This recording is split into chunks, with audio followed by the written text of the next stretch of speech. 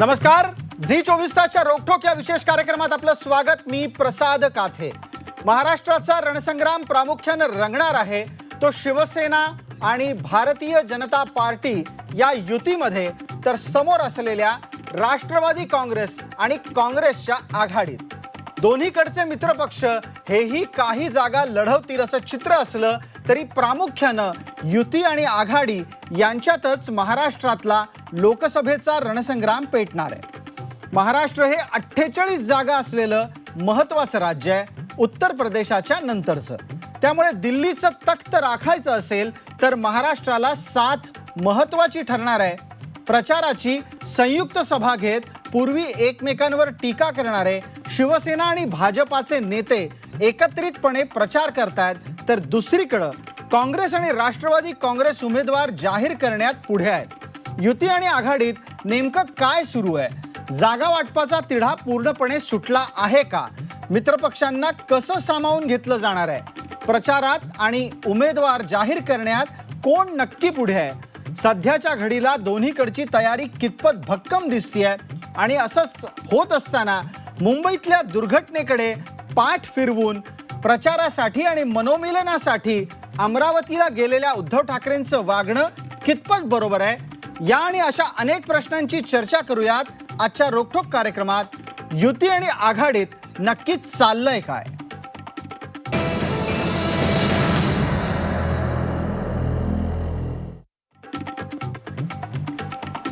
या चर्चेत सहभागी होणारे मान्यवर आहेत नवाब मलिक, प्रवक्ता राष्ट्रवादी काँग्रेस, मनीषा कायंदे, प्रवक्त्या शिवसेना, माधव भांडारी, मुख्य प्रवक्ते भारतीय जनता पार्टी हे थोड्याच वेळात आपल्याबरोबर चर्चेत सहभागी होतील। तसंच आपल्याबरोबर आत्ताच्या घडीला मुंबईत स्टुडिओमध्ये असलेले दोन महत्त्वाचे वक्ते आहेत। नीला लिमये, प्रवक्त्या काँग्रेस पक्ष, आणि जयंत माइंडकर, ज्येष्ठ पत्रकार। आपल्या सगळ्यांचं या चर्चेमध्ये स्वागत।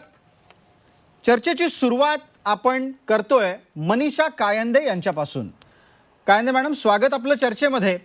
आज मुंबईकरांना पडलेला एक अत्यंत महत्त्वाचा प्रश्न आहे की प्रचारात आघाडी घेण्याच्यासाठी उद्धव ठाकरेंना मुंबईकरांची दुःख दिसली नाहीत का? मुंबईत घडलेल्या दुर्घटनेच्या ठिकाणी नाही जमलं तर निदान रुग्णालयात जाऊन तरी पीडितांचे अश्रू पुसण्याचं काम करून राजकारणाच्या प्रचार यंत्रणेला लागता आलं नसतं का उद्धव ठाकरेंना? नाही, खरं तर हा अतिशय असा अन्यायकारक प्रश्न माननीय उद्धवजी ठाकरेंना जेवढी मुंबईकरांची कणव आणि काळजी आहे ते गेले 25 वर्षात अनेकदा वेगवेगळ्या योजनांमधून दिसलेली आहे, अनेक वेळा ती दिसलेली आहे। मग मुंबईमध्ये पाणी तुंबलेलं असेल तेव्हा किंवा अशा अनेक गोष्टी आहेत, कुठे आगीच्या घटना घडतात किंवा अशाही काही दुर्घटना असतात, तेव्हा आमच्या सामान्य शिवसैनिकांपासून ते थेट महापौर असतील किंवा तिथले आमदार खासदार असतील, हे तातडीनं त्या क्षणाला पोचतात। नाही, पण मनीषा कायंदे, तुमचं सर्वोच्च नेतृत्व मुंबईत असतं। मुंबईत अशी दुर्घटना होते, ती दुर्घटना झाल्यानंतर घटनास्थळी राज्याचे विविध प्रकारचे मंत्री पोहोचतात, विरोधी पक्षांचे नेते पोहोचतात, मात्र तुमच्याकडून तुमचं सर्वोच्च नेतृत्व अद्यापही घटनास्थळी जात नाही, मात्र त्यांना प्रचारासाठी मुंबई सोडण्या इतपत क्षमता असते। याची काय कारण आहे? नाही प्रसाद, काल त्या ठिकाणी मध्यरात्री माननीय एकनाथजी शिंदे त्या इस्पितळात पोहोचले होते, अरविंद सावंत होते, सगळे जे जे संबंधित मंत्री असतील किंवा जे जे त्यावेळेला होते ते सगळे तिथे पोहोचलेले होते। मदत कार्य, मुख्य काम काय आहे की मदत कार्य सुरू झालं पाहिजे। रुग्णांना जे बचावले आहेत त्यांना लवकरात लवकर उपचार होणं हे महत्त्वाचं आहे की माननीय उद्धवजीच तिथे पोहोचलं पाहिजे, हे महत्त्वाचं होतं। महत्त्वाचं हे आहे आणि सर्व सूचना उद्धवजींनी तिथे दिलेल्या होत्या, त्याप्रमाणे मंत्री महोदय तिथे पोहोचले होते, खासदार अरविंद सावंत त्या ठिकाणी होते, महापौर पोहोचलेले होते। तर मला असं वाटतं की हे म्हणजे मुंबई असं मुद्दामूनच काहीतरी की उद्धवजी नाही, एक मिनिट, हा मुद्दा अजिबात मुद्दामून काढला गेलाय या आरोपाला मी सहमत होणार नाही मनीषा ताई। याचं कारण असं आहे की तुम्ही म्हणताय त्याप्रमाणे घटनास्थळावर उपचाराच्या साठी जी माणसं जखमी झाली आहेत त्यांना योग्य पद्धतीनं उपचार मिळणं गरजेचं आहे, हे मान्य आहे. घटनास्थळी परिस्थिती पूर्ववत करण्यासाठी ज्या ज्या गोष्टी करायच्या आहेत त्यासाठी हातभार लावणं गरजेचं आहे. त्याप्रमाणे तुमच्या कार्यकर्त्यांकडून, महापौरांकडून, खासदारांकडून ते झालं, हेही मान्य आहे. पण मुंबई इतकी वर्ष महानगरपालिका ज्यांच्या ताब्यात आहे, ज्यांच्या इशाऱ्यावर चालते, त्यांना धीर देण्याचं काम करावं असं वाटत नाही का? हा प्रश्न आहे आणि हा मुंबईकर विचारतायत. हा माझ्या एकट्याचा प्रश्न नाहीये मनीषाताई. आता धीर देण्यासाठी माननीय उद्धवजींचेच हे प्रतिनिधी नाहीत का?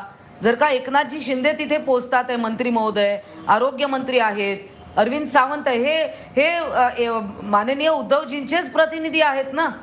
ठीक आहे, आपण या महापौर मुद्द्यावर तिथे इतरही जातात. मान्यवरांना विचारूयात की तुमचा हा दावा, हा तर्क कितपत पटण्याजोगा आहे. सर्वप्रथम नीला देसाई, तुम्हाला पटतोय का हा शिवसेनेचा तर्क? अशा प्रकारच्या वर्तनातून काय सिद्ध होतं? सर्वप्रथम मी माझ्या पक्षातर्फे आणि माझ्यातर्फे काल जी घटना घडली त्याच्यात जे कोण मृत झाले, ज्यांना जखमी झाले, त्यांना सहवेदना त्यांच्याबरोबर आम्ही आहोत. एक मुंबईकर म्हणून मला तर असं वाटतं ह्या ज्या घटना मुंबईमध्ये घडत आहेत, मग ती जायपोळीची असो किंवा हे ब्रिज या रीतीने कोसळणं असो, ही अत्यंत आपल्याला शरम आणणारी गोष्ट आहे. सरकार कोणाचं असू दे, पण ही शरम आणणारी गोष्ट आहे. आत्ता मनीषाताई जे म्हणतायत ना, मला असं वाटतं आज इतकी माध्यमं आहेत आपल्याकडे. खरं म्हणजे एखाद्याला जेव्हा सहवेदना व्यक्त करायची असते तर ती तिथे जाऊन केली असते, कारण ठाकरे कुटुंबीय हे सुद्धा मुंबईकर आहेत खास करून. आणि असं असताना तिथे जाणं तर लोकांना धीर येतो, हे आपल्या सोबत आहेत असं वाटतं. पण माध्यमं पण खूप आहेत की ज्याच्या माध्यमातून ते आपली वेदना व्यक्त करू शकतात. पण मला दुर्दैवाने असं म्हणावं असं वाटतं की मला माहिती नाही, पण ही वेदना व्यक्त झालेली नाही कुठेही. हां, काही लोक तिथे तुम्हाला वैयक्तिकरित्या असं वाटतं का की ही वेदना प्रत्यक्ष घटनास्थळी जाऊन नाही जमत असेल तर निदान रुग्णालयात जाऊन तरी व्यक्त करता आली असती? केली जाऊ शकते. आज जाण्यापूर्वी सुद्धा ते जाऊ शकले असते. पण मला असं वाटतं इथे प्रसादजी ही अडचणीची गोष्ट आहे. कोणाच्या अडचणीची गोष्ट आहे? शिवसेनेच्या अडचणीची गोष्ट आहे. 25 वर्षापेक्षा अधिक काळ महानगरपालिका ज्यांच्या ताब्यात आहे त्या शिवसेनेला हे प्रश्न विचारले जाणार आहेत की असं का घडतंय, आणि हे त्याची उत्तरं जी द्यावी लागतील. तिथे मीडिया असेल, अनेक माध्यमं असेल. मला असं वाटतं की ते आता निवडणूक काळात द्यायला नको, म्हणून त्यांचे जे सर्व प्रमुख आहेत, सर्व आहेत, ते त्या ठिकाणी पोहोचले नाहीत. अगदी आपण याच्यावर मनीषा कायंदेंकडून थोडक्यात उत्तर घेऊ आणि त्यानंतर नवाब मलिकांना प्रश्न विचारणार आहोत. मनीषाताई, तुम्हाला याबाबत काय म्हणायचंय ते कृपया थोडक्यात सांगा. हे माननीय उद्धवजींच्या रक्तात नाहीये आणि अशा प्रसंगापासून त्यांनी कधी पलायन केलेलं नाहीये आणि पलायन करणं मुळात हे त्यांच्या रक्तातच नाहीये.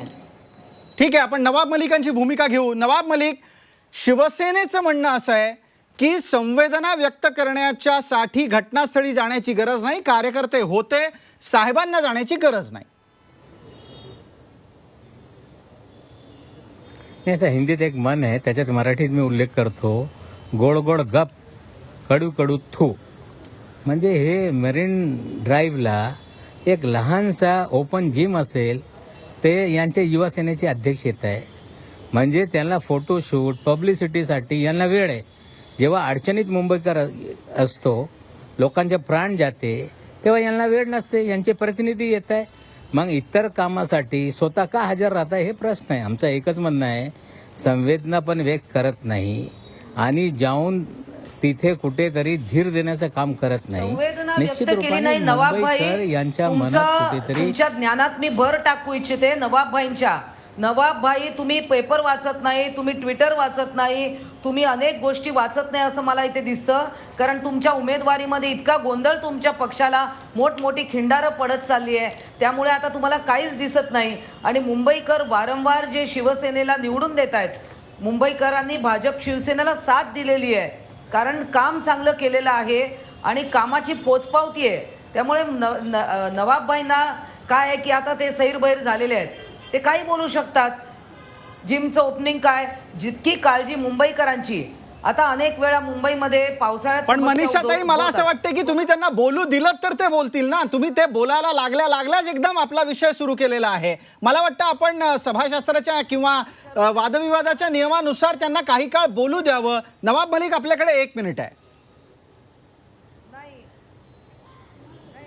नाही असं आहे, हे मुंबईला करून दाखवला सांगताय. एल्फिस्टन ब्रिज असेल, अंधेरी ब्रिज असेल, वारंवार इमारत कोसळताय, वारंवार आगी लागताय. याचे जबाबदार कोण आहे? याचा जबाबदार महानगरपालिका आणि शिवसेना आहे. माझं एकच म्हणणं आहे की ते सांगताय करून दाखवला तर जबाबदारी घेऊन दाखवा ना तुम्ही. आता शिवसेनेची लोक हे सांगताय की मुंबईकरांना जबाबदारी धीर आम्हीच देत आहे. घेतो. गिरगावला नवाबबाई, तुम्ही मेट्रोची घेता का लोकांची जबाबदारी? इमारत जात असताना नाही मेट्रोची जरा बोलू द्या. मेट्रोच्या लाईनमध्ये गिरगावकरांच्या घर जात असताना त्यांच्यासाठी उभे राहत नाही आणि मातोश्रीच्या शेजारी मेट्रोचा आपण लाईन टाकू नये त्यासाठी तुम्ही अलाइनमेंट बदलून घेताय. म्हणजे तुमच्या पक्ष, तुमच्या राजकारण स्वतःसाठी हे सिद्ध झालेलं आहे. अगदी या निमित्तानं आता पुढचा प्रश्न माझा जयंत माइंडकरांना आहे. जयंत माइंडकर, ज्या पद्धतीचं वर्तन घडतंय ते संवेदनशीलतेच्या पलीकडचं आहे का असंवेदनशीलतेची सर्वोच्च अभिव्यक्ती आहे? असं आहे की राजकारणाचा ज्वर आणि हिंदुत्व, राष्ट्रवाद या दोन शब्दांच्या भरवशावर या दोन शब्दांचा फायदा घेत जेवढं जास्तीत जास्त कॅम्पेन करता येईल तेवढं कॅम्पेन करण्याचे एक प्रकारची चढाओढ जी निर्माण झालेली आहे, किंवा 4.5 वर्ष ज्या पक्षावर आपण त्याच पक्षाच्या बरोबर सरकारमध्ये राहून सुद्धा टीका केली, परंतु अचानक त्या युतीच्या सभेला अमरावतीत त्यांच्याबरोबर जाणं आपल्याला महत्त्वाचं वाटतं. परंतु VT आणि किंवा CST आणि टाइम्स ऑफ इंडियाला लिंक करणारा जो ब्रिज आहे तो ब्रिजसारखा अतिशय जर का असं म्हटलं जातं की जर का सिग्नल सुरू असता तर जी ट्रॅजेडी झाली असती ती फार मोठी झाली असती. कारण जर का सिग्नल सुरू असतं तर गाड्या सुरू असताना जर त्या ब्रिजवरचे 100-200 माणसं खाली पडले असते तर काय झालं असतं आपण त्याची इमॅजिन करू शकतो किती भयंकर ती झालं असतं. अगदी म्हणजे थोडक्यात वाईटातल्या चांगलंच बघण्याची संधी आपल्याकडे या क्षणाला उपलब्ध आहे असं दिसतंय. उपलब्ध आहे. पण माझा प्रश्न नीला लिमये यांना आहे. नीलाताई, शिवसेनेचं ठीक आहे, शिवसेनेच्या बद्दलचे आक्षेप वारंवार यापूर्वी घेतले गेलेले आहेत, खड्ड्यांबद्दल त्यांना प्रश्न विचारले गेलेत आणि त्याही पलीकडे जाऊन आणखीही विविध महानगरपालिकेच्या कारभाराबद्दल प्रश्न विचारले गेलेले आहेत. पण मला काँग्रेसच्या एका वक्तव्याबद्दल प्रश्न विचारायचा आहे. तुमच्याकडून, तुमच्या पक्षाकडून काल रेल्वे मंत्र्यांचा राजीनामा मागितला गेला. आत्ताच्या स्थितीत अशा प्रकारची वक्तव्य ही भूमिकेला धरून असू शकतील, परिस्थितीला धरून आहेत का? मला असं वाटतं की ज्या रीतीची जी तीव्रता आहे कालच्या घटनेची आणि एकूण त्याच्यानंतर एखाद्या व्यक्तीने हे करणं, हे काही पक्षांनी निर्णय करून हे झालेलं आहे असं नाही आहे. एखाद्या व्यक्तीने बोलताना हे मागणं किंवा पक्ष म्हणून सांघिकपणे एखादी गोष्ट म्हणणं यात फरक आहे आणि त्या रीतीने त्या कालच्या वक्तव्याकडे बघितलं गेलं पाहिजे असं मला वाटतं. पण मुळात प्रश्न असा आहे की एका वर्षामध्ये लागोपाठ ज्या घटना घडतात त्याच्यानंतर त्याच्यावरती मेजर्स काय घेतलेले आहेत, त्याच्यावरती काय केलं गेलेलं आहे, खरं म्हणजे ह्याच्यावरती चर्चा जास्त व्हायला पाहिजे असं मला वाटतं. अगदी आपल्याबरोबर चर्चेमध्ये सहभागी झालेले आहेत माधव भांडारी, महाराष्ट्र भारतीय जनता पार्टीचे ते मुख्य प्रवक्ते आहेत. माधवरावांचं चर्चेमध्ये स्वागत. माधवराव, 2 प्रश्न आहेत. पहिला प्रश्न असा की आजच्या घडीला अमुक एका व्यक्तीचा राजीनामा घ्या अशा प्रकारची मागणी काँग्रेस पक्षाच्या एका वरिष्ठ नेत्याकडून होणं हे कसं बघितलं गेलं पाहिजे? दुसरं, जो प्रश्न काँग्रेसकडून उपस्थित होतोय, अत्यंत दुर्घटनाग्रस्त परिस्थितीमध्ये किंवा प्रतिकूल परिस्थितीमध्ये मुंबईकर जगतोय, त्याला आपण कुठल्या विषयानी, कुठल्या तोंडानी धीर देण्याची परिस्थिती निर्माण करतोय? पहिली गोष्ट म्हणजे काँग्रेसकडून जी काही किंवा काँग्रेसच्या कुठल्या व्यक्तीकडून जी काही राजीनाम्याची मागणी केली गेली त्याबद्दल मला काही आश्चर्य वाटत नाही. आणि ठीक आहे, काँग्रेसने एक पवित्रा घेतलेला आहे आणि फक्त तो पवित्रा घेत असताना आपण कुठल्या परिस्थितीत आहोत, कुठल्या वातावरणात आहोत, कुठल्या मुद्द्यावर आहोत ह्याची त्यांना काय आठवण राहत नाही. आणि ते त्यांच्याकडून अपेक्षा नाही, ज्या पद्धतीचं राजकारण त्यांचे राष्ट्रीय अध्यक्ष ज्या पातळीवरचं राजकारण करतात त्याच्यामध्ये यापेक्षा वेगळी काय अपेक्षा आपण काँग्रेसकडून बाळगू शकत नाही. दुसरा मुद्दा जो आहे तो मुंबईतल्या कालच्या घटनेच्या संदर्भातल्या अडचणी आणि एकूण मुंबईतल्या आत्ताच्या वेगवेगळ्या कारणांमुळे निर्माण झालेल्या अडचणी ह्या मुख्यतः मुंबईतल्या पायाभूत सुविधांमध्ये आपण ज्या सुधारणा करायला घेतल्या त्या सुधारणांची कामं चालू झाले, त्याचा काही परिणाम आपल्याला त्रास त्याचा सोसावा लागतो आहे. आणि ह्या पायाभूत सुविधा गेल्या 15 वर्षामध्ये 20 वर्षामध्ये ज्या निर्माण व्हायला होती, जी कामं 15 वर्षापूर्वी 20 वर्षापूर्वी सुरू व्हायला होती, ती आपण आज सुरू केली आहेत आणि त्याचे काही परिणाम आपल्याला भोगावे लागत आहेत, काही त्रास भोगावा लागतो आहे. रेल्वेशी संबंधित जे अशा तऱ्हेचे पादचारी पूल आहेत, त्यांच्यामध्ये जे मागच्या काही काळात दुर्घटना झाल्या, त्याच्यानंतर रेल्वेने आपल्या ताब्यातल्या सर्व पुलांची पाहणी करून त्यांचं सर्वेक्षण करून त्यांच्यामध्ये दुरुस्तीचं काम हातामध्ये घेतलं. त्यांची प्रक्रिया चालू आहे आणि लवकरात लवकर पावसाळ्यापूर्वी ती जास्तीत जास्त कामं पूर्ण करण्याच्या मागे रेल्वे आहे. अगदी. आता रेल्वेच्या ताब्यात नसलेले पूल जे आहेत त्याच्याबद्दलच्या बाबतीत महापालिका अधिक सांगू शकेल, मला त्यातली काही माहिती नाही. अगदी. पण तुमच्या लेखी माधवराव, विविध प्रकारची कामं सुरू असल्यामुळे अशा प्रकारच्या काही त्रासाला आपल्याला सामोरं जावं लागतंय, हे वाक्य संवेदनशील मानायचं का? कसं आहे? माधवराव, मला तुमच्याकडून हे वक्तव्य आक्षेपित म्हणजे बिलकुल, अपेक्षित बिलकुल, नाहीये. बिलकुल. नाही, मला असं सांगा की आपण मेट्रोची कामं चालू आहेत, काही ठिकाणी रस्त्यांच्या दुरुस्तीची कामं चालू आहेत. आता जिथे मेट्रोची कामं चालू आहेत, रस्त्याच्या दुरुस्तीची कामं चालू आहेत, तो रस्ता वापरता येत नाही, त्यामुळे अडचणी निर्माण होतात. आपण आता ह्याच्यात दुरुस्ती न करणं हा त्याला उपाय आहे का? मेट्रोचं काम न करणं हा त्याला काही उपाय आहे का? पण त्याच्यामुळे आणि काही झालेलं नाही. नाही, दुर्घटनांची आणि याची दुर्घटना तुलना आणि कशी होऊ यांचं- शकते? काही होत नाही. दुर्घटनांची आणि ह्याची तुलना असं करतच नाहीये. आपण तो जो विषयच अडचणींचा वेगळा. प्रश्न वेगळा. उपस्थित विषय वेगळा केला, आहे तो. त्या अडचणींबद्दल मी बोललो की मुंबईमध्ये वावरताना ज्या अडचणी आज येतात त्याच्यामध्ये काही अगदी. म्हणजे पायाभूत तुम्हाला असं सुविधांमध्ये म्हणायचं आहे सुधारणांची कामं चालू आहेत. की शहराच्या पायाभूत सुविधांसाठी जी सुधारणा व्हायला हवी होती ती आता तुमच्या माध्यमातून केली जाते. पण ठीक आहे, मला सुरुवातीच्या काळातल्या तुमच्या वक्तव्यात असं जाणवलं आणि जे मला खरोखरच अपेक्षित नव्हतं माधवराव तुमच्याकडून, की तुम्ही दुर्घटनेची आणि पायाभूत सुविधांच्या सोयी सुधारणांची तुलना करताय. नाही, बिलकुल नाही, बिलकुल नाही. मी दुर्घटनेच्या संदर्भात अतिशय स्पष्टपणे हे सांगितलं की दुर्घटना जी घडली ती दुर्दैवी दुर्घटना होती. या दुर्घटनेबद्दलची मागचे कारणं जी आहेत ती कारणं शोधणं, जे त्याला जबाबदार आहेत त्यांच्यावर कारवाई करणं, हे काम सुरू झालेलं आहे. आणि रेल्वेच्या ताब्यातले जे पादचारी पूल आहेत त्यांच्याबद्दलचं काम रेल्वेने आधीच सुरू केलं आहे. जे महापालिकेच्या ताब्यातले पूल आहेत त्याच्याबद्दलची परिस्थिती महापालिका सांगू शकेल. मी अगदी. पण कुठेही आता या कालच्या निमित्तानं मला एक दुर्घटनेचा- दुसरा प्रश्न तुम्हाला असा कालच्या विचारायचा आहे की दुर्घटनेचा- आजच्या घडीला अमरावतीमध्ये तुमच्या दोन्ही वरिष्ठ पक्षांचे, म्हणजे इथे जे दोन सत्तेतले महत्वाचे पक्ष उपस्थित आहेत, त्या दोन्ही पक्षांच्या महत्वाच्या नेत्यांची, महाराष्ट्राचे मुख्यमंत्री आणि शिवसेनेचे पक्षप्रमुख यांची एकत्रित बैठक आहे. असं नाही वाटत का भाजपला की किमान एकदा तरी शिवसेनेच्या पक्षप्रमुखांना विचारावं की मुंबईत दुर्घटना घडली आहे, घटनास्थळावर जाणं शक्य नसेल तर रुग्णालयात जाऊन धीर देऊन तरी आपण राजकारणाचा विषय सुरू करू? मुख्यमंत्री महोदय, आपल्याला माहिती नसेल असेल कल्पना नाही, मी मला. मुख्यमंत्री नाही, सांगतो विषयी ना. बोलत नाही, ते जाऊन आलेले नाही, आहेत. मला बोलू तर द्या. अगदी. मुख्यमंत्री महोदय काल मुंबईत नव्हते. काल संध्याकाळी मुंबईच्या बाहेर असताना जेव्हा त्यांना ह्या सगळ्या दुर्घटनेची माहिती कळली ते मुंबईत परत आले. आज सकाळी त्यांनी दुर्घटनेशी संबंधित सगळ्या यंत्रणांच्या बैठका घेतल्या, स्वतः तिथे जाऊन भेट दिली, जखमींची विचारपूस केली.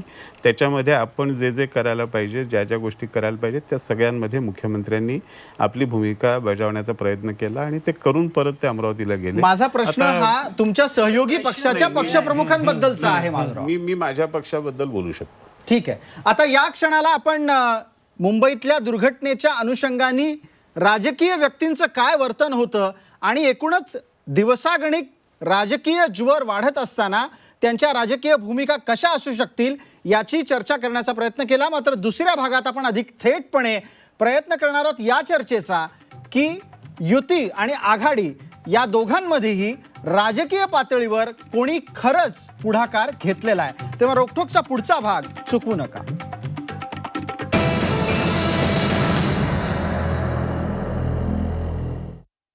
नमस्कार. रोखोकच्या दुसऱ्या भागात आपलं स्वागत. आपल्याबरोबर विविध मान्यवर आहेत. आपण एक चर्चा करतोय युती आणि आघाडीत नक्कीच चाललंय का या संदर्भातली.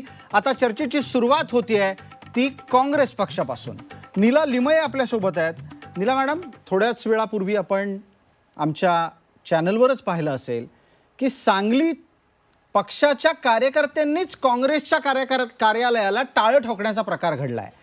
तुमचे विद्यमान खासदार दोन्हीही यांना लोकसभेची निवडणूक लढायचीच नाहीये आणि अनेक ठिकाणी काँग्रेसला आज उमेदवार मिळत नाहीयेत. महाराष्ट्रात काँग्रेसची इतकी दुरवस्था कोणामुळे झाली आहे? पहिली गोष्ट की दुरावस्था झाली आहे हे गृहीत धरून आपण हा प्रश्न विचारताय असं नाही, मला कारण वाटतं. जी समोर आलेली नाही, माहिती आहे मी ती तशी सांगते ना, दर्शवतीये. मी त्याच्याबद्दल सांगते की ही दुरावस्था झाली असं गृहीत धरून आपण विचारताय. ठीक आहे, सांगलीमध्ये त्यांनी टाळं ठोकलं जे तुम्ही म्हणालात. असं असतं, जे लोक आधी तयारी करत असतात की बाबा हा लढणार आहे, ही व्यक्ती लढणार आहे, तिला जर अचानक असं कळलं की कोणीतरी आघाडीमध्ये, शेवटी हा राष्ट्रीय पक्ष आहे, अशा वेळी आघाडी होत असताना जे काही कोणी दुसरं तिकडनं, मला वाटतं राजू शेट्टीजींच्या पक्षाचा कदाचित तिथं विचार केला जात असेल तर त्या तिकडच्या स्थानिक लोकांना असं वाटू शकतं. पण अजून काही ते असं निश्चित शेवटाला गेलेलं नाही आहे की तिकडचा संपूर्ण सांगलीचा काँग्रेस पक्ष काहीतरी त्यांनी नाही, निर्णयात्मक पण काही समोर घेतलेलं आहे. परिस्थिती पहा. भारतीय जनता पार्टी आणि शिवसेनेचे प्रमुख नेते मैदानात उतरून कार्यकर्त्यांना एकत्रीकरण करणं, विविध प्रकारचे त्यांचे मुद्दे मांडणं हे त्यांनी सुरू मला केलं. वाटतं काँग्रेस पक्षात ऑलरेडी ह्या ज्या जाहीर झाल्या याद्या आपण पाहिलं असेल की ह्या याद्या ऑलरेडी जाहीर झालेल्या आहेत आणि ही प्रक्रिया सुरू आहे.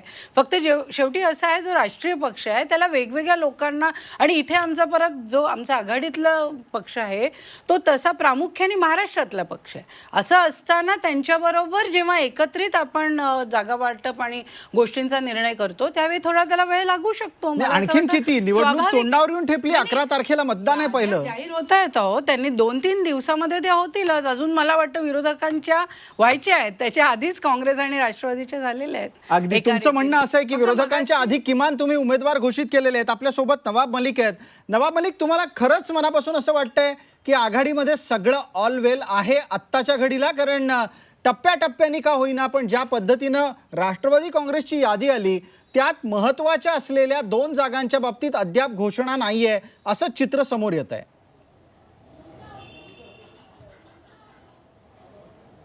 नाही, असं आहे की एकंदरीत काँग्रेसबाबत जे निर्णय आहे, काही जागेवर अजून अदलाबदलाचा प्रस्ताव आहे आणि आमच्या याद्या तुम्ही पाहिले तर 16 जागा आम्ही घोषित केलेले. अजून जे जागा आहे 2 दिवसात त्याची पण नावं आम्ही जाहीर करू. आणि मला वाटते की बाबा ठीक आहे, आघाडी एक बाजूनी आहे, युती एक बाजूनी आहे, आमच्यासोबत काही मित्र पक्ष आहे, त्यांना जागा सोडायचं आहे, ते पण अंतिम टप्प्यात आहे. मी उलट सांगतोय, काही अंतिम आघाडी जाहीर झाली तर मोठी बातमी पण येणार आहे, याची पण अपेक्षा तुम्ही करा. तुमचा म्हणजे डोळा आता बोलणी- कुठल्या पक्षावर आहे? वेगळे वेगळे पक्षाला बघा ना तुम्ही, आता येईल ना शेवटी जेव्हा जाहीर होईल तुम्हाला कळेल की आणखीन काही लोक आमच्या सोबत येत आहे की नाही. अगदी आता म्हणजे या चर्चा निमित्तानं सुरू आपण माधवरावांना प्रश्न विचारतोय. माधवराव, तुम्हाला वाटतं की आत्ताच्या घडीला आघाडी शब्दातल्या आघाडी इतकी तरी आघाडी घेऊ शकते? असं आत्ताच्या घडीला आघाडीची काय परिस्थिती आहे, ती आघाडी आहे की बिघाडी आहे याचं प्रदर्शन रोज जनता बघते. नगरमध्ये काय झालं ते आपण बघतो, सांगलीत काय झालं ते आपण बघतो, नांदेडमध्ये, हिंगोलीमध्ये उमेदवार उभे राहायला तयार नाहीत, दक्षिण मुंबईत उमेदवार उभे राहायला तयार नाहीत, उत्तर मुंबईत उमेदवार उभे राहायला तयार नाहीत. अशा ज्या काही बातम्या आपण वर्तमानपत्रातून वाचतो, म्हणजे आम्ही वाचतो, तुम्हाला अधिक माहिती, पण आम्ही आपल्या वर्तमानपत्रातून वाचतो. आणि त्या आघाडीच्या याच्यामध्ये परत मग सांगलीची जागा राष्ट्रवादीला घ्या किंवा आणखीन काही करा, सांगलीला उमेदवार मिळत नाही, अशाही बातम्या वाचतो. त्यामुळे जे काही आघाडीमध्ये चाललं आहे त्यांचं त्यांच्या पद्धतीने चाललं आहे, आम्ही आमच्या पद्धतीने काम करतो. मनीषा कायंदे, आत्ताच्या घडीला काँग्रेस आणि एनसीपी हे 2 प्रमुख विरोधी पक्ष मानून शिवसेना आणि भारतीय जनता पक्ष काम करतायत का तुम्हाला आत्ताच्याच घडीला विरोधक महाराष्ट्रात उरले नाहीयेत असंच वाटायला लागलंय? नाही, एकंदरच जी परिस्थिती काँग्रेस आणि राष्ट्रवादीची आहे, राष्ट्रवादीपासूनच सुरुवात करायची झाली तर तिथे गृहकलच पुढे समोर आलेले लोक पाहत आहेत. च्या उमेदवारीवरून, पार्थ पवारच्या उमेदवारीवरून पण नाराजगी आहे. आणि तिकडे काँग्रेसचं म्हणायचं झालं तर सुजय विखे पाटील यांनी भाजपात प्रवेश केलेला आहे. त्याच्यामुळे एकंदरच सुरुवातच माननीय पवार साहेब यांनीच माघार घेतली आहे आणि त्यामुळे जे मनोबल ढासळलेलं दिसतंय आज राष्ट्रवादी पक्षाचं, आता हे दुसऱ्या फळीचे नेते जे आहेत म्हणजे त्यांची दमछाक होते उत्तर देताना किंवा हा सगळा कसे काय आता उमेदवार शोधायचे. काँग्रेसची तीच परिस्थिती आहे, काही वेगळी नाही आहे. आणि त्यामुळे एकंदरच खच्चीकरण झालं आहे, मनोबल घालवलेला आहे. आणि गेल्या 4.5 वर्षामध्ये जर का आपण विरोधी पक्षाची भूमिका पाहिली तर विरोधी पक्ष आहे की नाही ती भूमिका आम्हालाच बजवावी लागली ते आपण पाहिलं महाराष्ट्रामध्ये. म्हणजे तुम्ही धन्यवाद, अत्यंत प्रामाणिकपणे मान्य करून टाकलं धन्यवाद. 4.5 वर्षात तुम्ही मनीषा विरोधी पक्षाची कायंदे, भूमिका धन्यवाद निभावली. धन्यवाद. पण मनीषा कायंदे यांनी मांडलेला एक मुद्दा आहे ज्या निमित्तानं आपल्याला नवाब मलिकांना बोलतं करावं लागणार आहे. नवाब मलिक, राष्ट्रवादी काँग्रेस पक्षाचं मानसिक खच्चीकरण झाल्याचा आरोप शिवसेना करतेय, पण या अनुषंगाने काही तथ्य आज दिवसभरात समोर आली आणि झी 24 तासनी ती सर्वप्रथम दाखवली. ती मी सांगतो आणि मग प्रश्न विचारतो. ती अशी आहेत की शरद पवार यांनी माढा लोकसभा मतदारसंघातून माघार घेणं म्हणजे कार्यकर्त्यांच्या मनोबलावर प्रतिकूल परिणाम करणं अशी गोष्ट छगन भुजबळ यांनी स्वतः जाऊन सांगितली आहे. आणि दुसऱ्या बाजूला अनेक तुमचे ज्येष्ठ नेते निवडणुकीच्या रिंगणातून बाहेर पडताना दिसत आहेत. याचा अर्थ राष्ट्रवादीचं खच्चीकरण झालं आहे का? असं आहे एकंदरीत बघा, आपण यादी पार्थ पवारच्या नाव ज्या जागेवर जाहीर झालेलं आहे मागच्या निवडणुकीत ती जागा 3 नंबरवर होती. म्हणजे अजितदादाचा मुलगा एका 3 नंबरच्या जागावर निवडणूक लढत असेल तर आमची हिंमत किती आहे ते बघा. आम्ही किती आत्मविश्वास आम्हाला आहे त्या जागेवरच्या उमेदवार ठरवताना हे लोकांना कळते. एकंदरीत कालपर्यंत शिवसेनाचे बोलके नेते संजय राऊत अजिबात युती होणार नाही, अजिबात युती होणार नाही, चौकीदार चोर है, पहिले मंदिर फिर सरकार. मग एक शंका आले म्हणजे यांच्या मनात कुठेतरी भीती आहे. म्हणजे हे लोक निवडणूक जिंकू शकत नाही. एक संघ आल्याशिवाय आपल्याला निवडणूक जिंकता येत नाही. नाही नवाब मलिक, आता त्यासाठी तुम्ही हे- शिवसेनेकडे विषय नेऊ नका. मला एका आणखीन प्रश्नाचं मग उत्तर त्या निमित्तानं लागेल. जर समजा तुमच्यात प्रचंड आत्मविश्वास असेल, जे ब्रीद आहे राष्ट्रवादी काँग्रेसचं, की जर तुमच्यात खरोखरच इतका आत्मविश्वास असेल तर पहिल्या यादीत पार्थ पवार यांचं नाव का नव्हतं? आणि दुसरा मुद्दा या निमित्तानं उपस्थित होतो की राष्ट्रवादी काँग्रेसच्या विविध मोठ्या नेत्यांना लोकसभा का लढायची नाहीये? नाही, असं आहे, सर्व लोकांनी लोकसभा लढलं पाहिजे असं नाहीये. मोठे नेता लढत नाही हे विषय नाही. जे उमेदवार नवे उमेदवार, पण बीडमध्ये आम्ही बजरंग सोनवणे म्हणजे जिल्हा अध्यक्ष आहे ना, बघा ना चितपट कसा करतो, तुम्हाला निकाल आल्यानंतर दिसेल. विटेकर नवीन उमेदवार आहे, कसा निकाल येईल तुम्ही पहा. म्हणजे आम्ही ज्या पद्धतीने सगळ्या कार्यकर्ते नेत्यांना एक संघ घेऊन विचार करून निर्णय घेतो, आम्हाला यावेळी आत्मविश्वास आहे की यावेळी राष्ट्रवादी काँग्रेसचा आकडा 12 जागांच्या पुढे जाणार आहे. आणि निश्चित रूपाने यावेळी म्हणजे आघाडीला राष्ट्रवादी काँग्रेस पक्षाला जे यश मिळणार आहे जे कधी नाही मिळालं ही परिस्थिती आपण जयंत माइंडकरांना विचारूया. जयंत माइंडकर, या भविष्यवाणीवर किती विश्वास ठेवायचा? ते मला असं वाटतं नवाबभाई नेहमी बऱ्याच प्रमाणात प्रॅक्टिकल राहून बोलतात आणि आत्ताही सुद्धा ते तशाच लेव्हलला बोललेले आहेत. पण त्यांनी 1 डझनभर खासदार राष्ट्रवादीचे असतील असं म्हणलंय. अगदी ते सुद्धा धरून, आणि म्हणूनच की काय पवार घराण्यातले 2 आहेत आपण असं गृहीत धरूया, काही हरकत नाही. त्याच्यामुळे त्यांची तेवढ्या जागा पक्क्या होतात.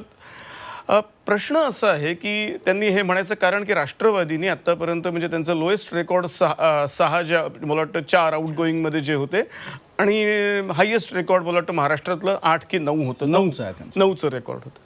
तर आता त्यांना हा आकडा किंवा वाढवायचा याच्याकरता की कोएलिशन सरकारमध्ये 4 खासदारांना किंवा 3 खासदारांना 1 मंत्रीपद मिळतं. त्याच्यामुळे या हिशोबाला अनुसरून त्यांचं ते टार्गेट आहे. मुळात प्रसाद, हा सगळा विषय का होतो आहे की 48 जागा असताना 2009ला जो 25 आणि 23चा युती आणि आघाडीचा रेशो होता तो 2014ला एकदम 42 आणि 6 या लेव्हलला घसरला. आणि आत्ता जे युतीचं जे एक प्रकारे त्यांचा जो घोडदौड सुरू आहे पुलावामा हिंदुत्व राष्ट्रवाद याच्या भरोशावर, ते हेच सांगतं की आम्ही 42 की आम्ही 48 करून टाकू. वस्तुस्थिती अशी दिसत आहे की त्यांचा जर का बेस्ट परफॉर्मन्स जर का असेल अगदी युतीचा, तर तो सुद्धा हा 24च्या वर जाऊ शकत नाही. सॉरी, वर्स्ट परफॉर्मन्स असेल आणि बेस्ट परफॉर्मन्स त्यांचा हा 30च्या वर जाऊ शकत नाही. त्याच्यामुळे माझ्या दृष्टीने युतीच्या जागा या 24 ते 30च्या दरम्यान राहू शकतात. आणि त्याचप्रमाणे आघाडीला अगदी कमीत कमी त्यांचा वर्स्ट परफॉर्मन्स जरी असेल तरी सुद्धा त्यांना 18 तर नक्कीच मिळतील. आणि जर त्यांचा बेस्ट परफॉर्मन्स सध्याच्या अनालिसिसवर जर करण्यात आला तर त्यांना 24 जागा मिळतील. आता त्याच्यामध्ये ठीक आहे, आपण माधव भंडारींना या संदर्भात विचारू. माधव भंडारी, दर चर्चेगणित नवे नवे आकडे यायला लागलेले आहेत. आधीचा एक आकडा होता, आता तर जयंत माइंडकरांच्या लेखी 24 ते 18 अशा स्वरूपाने तुमच्या समोर विरोधकांचा परफॉर्मन्स असेल असं म्हटलं जात आहे. तुमची प्राथमिक प्रतिक्रिया? असं मी आकड्यांच्या बाबतीत कधीच बोलत नाही, पण मी एक नक्की सांगतो की मागच्या वेळेला काँग्रेस राष्ट्रवादी काँग्रेसकडे जेवढ्या जागा होत्या तेवढ्या जरी त्यांनी राखल्या तरी त्यांच्यासाठी तो प्रचंड विजय असेल. आणि आपण त्या पण त्या जागा राखता येणार नाहीत असं तुम्हाला म्हणायचं आहे का? राखता येणार नाही म्हणून तर उमेदवारांची पळापळ चालली आहे. आपल्याला निवडून तुम्ही पण येता उमेदवार येणार पळवताय ना? नाही नाही, आम्ही उमेदवार पळवण्यापेक्षा सुद्धा आमच्याकडे उमेदवार येत आहेत. आमच्याकडे एका जागेसाठी 10-10, 15-15 उमेदवार आहेत. यांच्याकडे त्या जागेसाठी ज्याला उमेदवारी द्यायला जात आहेत तो उमेदवारही पळून जातोय. आणि असं आहे तुमच्या की लेखी असं कुठे घडलं? माढ्यात काय झालं? मग माढ्यात काय झालं? त्याचा विषय वेगळा आहे. माढ्याचा काय विषय वेगळा आहे? माढ्यामधून जी माघार घेतली ती आपल्याला निवडून येता येणार नाही म्हणून घेतलेली आहे. हे तुमचं हिंगोलीचं काय झालं? दक्षिण मुंबईचं काय झालं? उत्तर मुंबईचं काय झालं? हे उमेदवार निवडणूक लढवायला तयार नाही, त्याची कारणं काय? आणि या असं आहे ना की हे सगळे जे नेते आहेत हे लोकांमध्ये वावरणारे, जनतेमध्ये वावरणारे नेते आहेत. त्यांना लोकांचा कल काय आहे, नाडी काय आहे ही माहिती असते आणि त्या आधारे ही माणसं आपला निर्णय अगदी, करत म्हणजे असतात. तुमचं म्हणणं असं आहे की पराभवाची भीती वाटून अशा प्रकारची पळापळ आता आघाडीत सुरू आहे. नवाब मलिक यांना दोन्ही मुद्दे पटलेले नाहीयेत, माढ्याच्या संदर्भातलाही पटलेला नाहीये आणि पराभवाच्या भीतीचा पण तत्पूर्वी लेडीज फर्स्ट या न्यायाने आपण नीला लिमये यांना संधी देऊ. नीलाताई, आपण थोडक्यात बोला, आपण त्यानंतर पटकन प्रतिक्रिया नवाब मलिक यांची घेणार आहोत. भंडारीजी आता जे बोलले अगदी थोडक्यात बोलते मी की पळापळ सुरू झालेली आहे. मला असं वाटतं की 4 वर्षापूर्वी 4.5 वर्षापूर्वी जे काही बहुमत मिळालं त्याच्यात 4 वर्षात इतकं झालं की दुसरीकडे पळापळच दिसायला लागली. इतकं करू नका. आपण एवढंच लक्षात ठेवा, नंतरच्या निवडणुका बघा, पर्सेंटेज वोट निश्चित भारतीय जनता पक्षाचं कमी होईल. मी पण काही आकड्यांवर बोलणार नाही. जयंत माइंडकरजी पत्रकार आहेत, ते म्हणू शकता. मी हे नक्की म्हणू शकते की पर्सेंटेज वोट या निवडणुकीत निश्चित भारतीय जनता पक्षाचं कमी होईल. जागा किती येतील, कशा येतील ते बघितलं जाईल. त्यात अनेक समीकरण आहेत. चंद्रकांत पाटीलजी आता त्यांचंच बोलताना असं म्हणाले, अनेक घराणी आमच्याकडे येत आहे. एका बाजूला घराणेशाहीच्या विरोधात बोलायचं आणि दुसऱ्या बाजूला चक्क असं विधान करायचं की अनेक घराणी आमच्याकडे येत आहेत. मला असं वाटतं आपल्या देशाची जी वीण आहे ती त्याच्यात अनेक पदर आहेत. कुठे वर्षानुवर्ष इकडचा एखादा सधन व्यक्ती असते, कुठे जातीची समीकरणं असतात, कुठे आत्ता पूर्वीसारखी निवडणुकीची स्थिती नाही आहे की जिकडे भाषणं ऐकून आणि धोरणावरतीच लोकांच्या आघाड्या आणि एकजुटी होतात. आज ट्रोल करून तुम्ही लक्षात घ्या, वर्तमानपत्रातला आकडा आहे की 4% मतदान हे कदाचित व्हॉट्सअप आणि ह्याच्यावरती होणार आहे आणि ही सगळी मुलं 18 ते 25 इथली आहेत. असं असताना माध्यमांचा काय परिणाम होईल, या सगळ्याचे परिणामी जे आहे ते आपल्याला समोर पण इतकं मला नक्की वाटतं की हा शिक्षित मतदार आहे. केवळ कोणी कोणाला ट्रोल केलं, प्रियांका गांधींबद्दल काय ट्रोलिंग केलं, मग अशी भंडारीजी म्हणाले की पातळी सोडून काँग्रेस बोलतं. मला असं वाटतं की पातळी सोडण्याच्या निश्चितम पातळी प्रियांकाजींच्या वेळी गाठली गेलेली होती. काँग्रेस पक्ष असं कधीच करत. अगदी आपण नवाब मलिकांकडे जातोय. नवाब मलिक, माढ्यातली माघार ही पराभवाच्या भीतीनं होती आणि याचा एकूण परिणाम आघाडीवरच्या मानसिकतेवर दिसतोय असा आक्षेप माधव भंडारींनी नोंदवलाय. माधव भंडारी साहेब सांगत असताना दक्षिण मुंबईचे उमेदवार लढायला तयार नाही. मिलिंद देवरा उमेदवार होते, त्यांचे नाव जाहीर झालेलं आहे. कुठेतरी अभ्यास कमी पडते भंडारी साहेबांचा, त्यांनी अभ्यास करावा. आता पराभवाच्या भीतीने पडताय, मग आम्ही मावलमध्ये पार्थ पवारला टाकतो हे आमची भीती आहे काय? म्हाडामध्ये पवार साहेबांनी सांगितलं एक कुटुंबातले 2 पेक्षा जास्त लोक लढणार नाही आणि त्यांनी बोलले तसं करून दाखवला. नेहमी नवीन पिढीला संधी देण्याबाबत ते बोलत राहिलेले, पुन्हा त्यांनी ती संधी दिलेली आहे. आता म्हाडामध्ये निकाल आल्यानंतर ज्या पद्धतीने हे बोलके लोक बोलताय 23 तारखेला यांना कळेल ना की कुठे काय होते. यांचे खासदार असताना त्या ठिकाणी इतरांना आयात करू लागत आहे, म्हणजे यांचे खासदार पडणार आहे ना. म्हणजे हे लोक हारणार त्यासाठी आयातीत उमेदवार शोधायचं काम भाजप करते, हे चित्र स्पष्ट झालेलं आहे राज्यात. अहमदनगरमध्ये पण मग जरी नवाब भाई, आयातीत आत्ताच्या घडीला तुमच्या दोन्हीही पक्षांच्या एकत्रीकरण झालेल्या दोन नेत्यांच्या माध्यमातून विविध ठिकाणी मेळावे घेणे, सभा करणे असं का सुरू झालं नाही? या बाबतीत तरी युती पुढे गेली आहे, हे मान्य कराल का? मला वाटते काते साहेब, तुम्हाला मी आठवण करून देतो, बीड जिल्ह्यामध्ये परली इथे संयुक्त मेळावा झालेला आहे, नांदेडमध्ये संयुक्त मेळावा झालेला आहे. म्हणजे आमचे प्रचाराची सुरुवात आम्ही 3 महिन्यापासून केलेली आहे. ठिकठिकाणी परिवर्तन यात्रेच्या माध्यमातून आमचे पण मेळावे झाले, जाहीर सभा झाली, काँग्रेस पक्षाची पण झाली, संयुक्त 2 सभा या काँग्रेस आणि राष्ट्रवादीचे झालेले. आत्ता ते जागे झालेले, त्यांनी करू द्या त्यांना. अगदी. आमचे नवाब पण मलिक, या हे निमित्तानं प्रचार- एक पटकन आठवण करून देतो. नागपूरमध्ये शिवसेना आणि भारतीय जनता पार्टीचा एक संयुक्त मेळावा सुरू आहे. आपल्याला खरं तर मनीषा कायंदेंना प्रश्न विचारायचा होता, मात्र तिथे नितीन गडकरी बोलत असल्याने आपण पटकन काही क्षणांसाठी त्यांचं भाषण ऐकणार आहोत. पण आज देशाचं चित्र बदलत आहे, महाराष्ट्राचं चित्र बदलत आहे, आणि हे चित्र बदलण्याचं श्रेय हे मोदीजींना, मला, देवेंद्रजींना किंवा उद्धवजींना नाही आहे.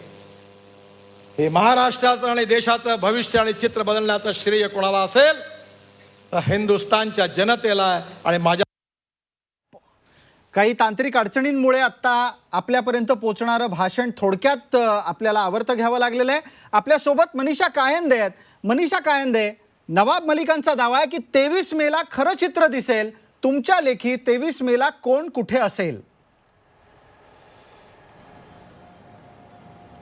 नाही, आम्हाला पूर्ण आत्मविश्वास आहे आणि तो आत्मविश्वास जो आहे तो दोन्ही नेत्यांचं आणि एकंदरच कार्यकर्त्यांचं जे एकत्रितपणे कार्यक्रम सुरू झालेले आहेत, मेळावे चालू झालेले आहेत आणि एकंदरच ज्या काही अडचणी होत्या दोन्ही पक्षांना एकत्रित येण्यात, त्या अडचणी दूर झालेल्या आहेत आणि कार्यकर्ते देखील दोन्ही पक्षाचे एकत्रित वावरू लागलेले आहेत, एकमेकांशी संपर्क करू लागले आहेत आणि पुष्कळ पल्ला आता पुढे गेले. त्यामुळे आकडेवारीवर न जाता 23 तारखेला पूर्णपणे, म्हणजे जसं दोन्हीकडचे नेते म्हणाले होते की किमान म्हणजे 45च्या वर जागा युतीच्या येतील, यामध्ये कोणताही आम्हाला त्याच्यामध्ये अगदी. किंतु परंतु मनीषा कायंदेंनी स्वतःच्या कडून शिवसेनेच्या बाबतीत कोणतीही आकडेवारी घोषित करणं टाळलेलं आहे. हा त्यांच्या रणनीतीचा भाग असू शकतो. आता पुढचा मुद्दा आहे तो जयंत माइंडकरांना मला विचारायचा आहे. माइंडकर, आपल्याला आत्ताच्या घडीला आकडेवारीच्या राजकारणात जायचं नाही, पण एक प्रश्न आहे, कार्यकर्त्यांकडे पाहिल्यावर तुम्हाला काय दिसतंय? शिवसेना आणि भारतीय जनता पक्षाचे कार्यकर्ते हे अधिक जास्त छाती रुंद करून चालायला लागले आहेत का, आणि काँग्रेस आणि राष्ट्रवादीचे कार्यकर्ते खांदे पाडून चालतायत का? अगदी 2 वाक्यात पहिल्यांदा सांगतो, नंतर डिस्क्राईब करतो. पहिल्या वाक्यात म्हणजे शिवसेना आणि भारतीय जनता पार्टीचे कार्यकर्ते एकत्र आलेले नाहीत. त्यांच्याशी जर का व्यक्तिशः प्रत्येकाशी बोलला तर हे सांगतील की हा आमचा एक प्रकारे 4.5 वर्ष जे काही बोलल्या गेलं तो विश्वासघात झालेला आहे, आम्हाला वेगळं लढायचं होतं. हे कोणीही ऑन रेकॉर्ड बोलणार नाही. तुमचा बूम लावला तर हे कोणीही बोलणार नाही, हे पण मी त्याच वेळेस सांगतो. काँग्रेस एनसीपी बद्दल, काँग्रेस एनसीपी बद्दल जर का सांगायचं झालं तर या क्षणी नोटबंदी, जीएसटी हे मुद्दे पुलवामामुळे मागे पडलेले आहेत. हे मुद्दे पुन्हा पुन्हा आणण्याचा ते प्रयत्न करत आहेत आणि त्यात त्यांना यश मिळत आहे असं दिसत आहे. कारण पुलवामा आणि हिंदुत्व किंवा जे आमच्या विरुद्ध बोलतात ते देशद्रोही, या प्रकारचं जे काही प्रकारचं कॅम्पेन सुरू आहे त्या कॅम्पेनला ते जुने मुद्दे बेरोजगारीपासून काढून ते आणण्याचा प्रयत्न करत आहेत. जयंत माइंडकर, याच मुद्द्यावर आपण एक पटकन रॅपिड फायर राऊंड करणार आहोत. इथे आपल्या सोबत उपस्थित असलेल्या विविध राजकीय पक्षांना प्रत्येकी 30 सेकंद आहेत. प्रत्येकाला एक प्रश्न आहे, एक उत्तर पटकन देणं अपेक्षित आहे. पहिला प्रश्न माधव भांडारी यांना. माधव भांडारी, शिवसेना आणि भारतीय जनता पार्टीचे कार्यकर्ते मनापासून एकत्र झाले आहेत का? शिवसेना आणि भारतीय जनता पार्टीचे कार्यकर्ते गेले 30-35 वर्ष एकत्र काम करत आहेत, त्यामुळे आम्हाला त्याच्यात कुठल्याही प्रकारची अडचण नाही. मनीषा कायंदे, जर समजा शिवसेना आणि भारतीय जनता पक्षाचे कार्यकर्ते ग्राउंड लेवलवर अर्थात प्रत्यक्ष रणमैदानामध्ये मनापासून एकत्रित झाले असतील तर त्याचा परिणाम आणि फटका कोणाला बसेल? नाही, मुळात म्हणजे कार्यकर्त्यांचं एकत्रीकरण झालेलं आहे. मी पण ग्रामीण भागामध्ये अनेक माझे दौरे होतात. माइंडकरांना मी सांगू इच्छिते, कार्यकर्त्यांचं मनोमिलन झालंय. निश्चित आशा आकांक्षा होत्या किंवा असं होतं की वेगळं लढायचं की काय, तशा पद्धतीची तयारी सुरू केली होती. पण पण शिवसेना मग हे आता मनोमिलनाचे मेळावे घेण्याची वेळ का आलेली आहे? जो आदेश मिळतो, नाही मनोमिलनाचे नाही, ते एकत्रित संबोधन करण्यासाठी ते मेळावे आहेत. एकत्रित दोन्ही पक्षांची एकत्रित भूमिका जावी, एकत्रीकरण व्हावं तळागाळातल्या कार्यकर्त्यांचं, आणि ते एकत्रितपणे मुद्दे जावेत दोन्हीकडच्या कार्यकर्त्यांना, त्यासाठी हे मेळावे अगदी. आहेत. नवाब मलिक, तुम्हाला वैयक्तिकरित्या असं वाटतं का की भारतीय जनता पार्टी आणि शिवसेनेचं एकत्रीकरण हे तुम्हाला राजकीय दृष्ट्या आव्हानात्मक ठरू शकतं? बघा, टोकेला गेलेली बेरोजगारी, महागाई आणि शेतकऱ्यांच्या अडचण आमच्या कार्यकर्ता तर आहेच, पण जनताच कार्यकर्ता निर्माण झालेला आहे या भाजप मुक्त देश करायला. तर आम्हाला वाटते या वेळ जे निवडणूक आहे, नेते कार्यकर्त्यांपेक्षा जनता हातात घेणार आहे आणि जनता यांच्या विरोधात आहे. निश्चित रूपाने आम्हाला हे जी अपेक्षा आहे ते आम्हाला दिसते. नीला लिमये, शेवटचा प्रश्न आहे आपल्यासाठी. आत्ताच्या घडीला काँग्रेसला उभारी देईल असा नक्की नेता कोण? राहुल गांधी का प्रियांका गांधी? मला वाटतं राहुलजी आमचे अध्यक्ष आहेत, राष्ट्रीय अध्यक्ष, आणि ते संपूर्ण निर्णय घेत असताना तेच घेतात. त्यांनीच प्रियांकाजींना जनरल सेक्रेटरी म्हणून आणलेलं आहे आणि हे दोन्ही नेते हे उभारी देणारेच आहेत. असं आहे, प्रियांकाजींमध्ये इंदिराजींची छबी दिसते, हे मी सांगायला नको, हे पूर्ण देशच सांगतो, आणि त्यामुळे कदाचित महिला वर्ग त्याच्याकडे जास्त आकृष्ट होईल असं चिन्ह आहे. आणि एकच सांगू इच्छिते, सारखं आम्हाला आत्मविश्वास आहे असं म्हणण्याची गरज नसते. म्हणजे इंग्रजीत जे शब्द आहे की virtue is not the virtue which needs to be guarded. पावित्र्य ते नाही, मी पवित्र आहे असं सारखं सांगावं लागतं किंवा मला आत्मविश्वास आहे, तेव्हा कुठेतरी तो कमी असतो असंच मला वाटतं. म्हणूनच तो वारंवार सांगतो. काँग्रेस पक्ष असं वारंवार आम्ही असे आहोत असं म्हणण्याची गरज वाटत नाही, आणि ते जनता दाखवेलच, तो 23 तारखेला ते दिसून येईल. अगदी धन्यवाद. आपण सगळेजण या चर्चेत सहभागी झालात त्याबद्दल आपले मनापासून आभार. जाता जाता, राजकारण कोणासाठीही थांबत नाही. मुंबईतल्या पूल दुर्घटनेत जीव गमावलेल्यांचे कुटुंबीय दुःखात असतानाच दुसरीकडे राजकीय रणधुमाळीची गती मंदावलेली नाही हे आपण पाहतोच आहोत. दुर्घटना होते, त्या जीव जातो तो सर्वसामान्यांचा. चौकशीची घोषणा होते, दोषींनी सोडणार नाही असं वारंवार सांगितलं जातं.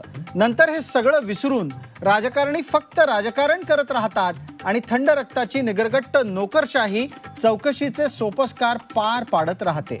चौकशीचा अहवाल भलेही येईल, पण दुर्घटनेत जीव गेलेल्यांचे प्राण कधीही परत येणार नाहीत हे कटू सत्य नजरेआड करून चालणार नाही. राजकारणाच्या रणधुमाळीत रंगलेल्या राजकारण्यांनी शेवटी आपल्या जनतेसाठी राजकारण करतो आहोत हे विसरता कामा नये, इतकीच अपेक्षा. आज रोखोकमध्ये इतकंच. ताज्या बातम्यांसाठी पहा झी 24 तास. रहा एक पाऊल पुढे.